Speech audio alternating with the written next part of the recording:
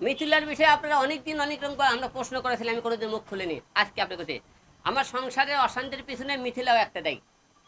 মিথিলা দেখেন, তাই সে বলতেছে আমার তাকে আমি, সে আমার নামে ধর্ষণ মামলা দিয়েছে, সে আমার নামে ধর্ষণ মামলা দিয়েছে। তার সাথে কথা হবে কোর্টে, ধর্ষণ মামলা আমার দল কোনো কোনো সাক্ষী প্রমাণ হয়, আমার আইনে শাস্তি হবে, সেটা বড় কথা না। আইন আমার শাস্তি দিবি, না হলে না হলে আমি বেরো আসবো। এখন সে মামলা করার পরে প্রতিদিন হিরো আলম আর রিয়া মুনিকলে লাইফে কেন গালাগালি করতেছে? আপনাকে সাংবাদিক সামনে কেন আসছে?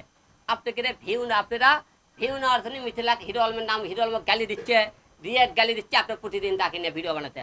মিথিলা কি মিডিয়ার কোনো ব্যক্তি? সে প্রতিদিন কাকলে কথা বলতেছে, হিরো আলম নিকলে রিয়া মুনিকলে, সে কেন কথা বলতেছে বারবার? সে চাই কি? সে চাই ভাইরাল হওয়ার জন্য। সে আমাকে মনে করেন ভালোবাসে, আপনি যদি সে বিয়ে করতে চান, যে রিয়ার যে ভুল কামটা করছে সেই ভুলটা কামটা আমি করবো না,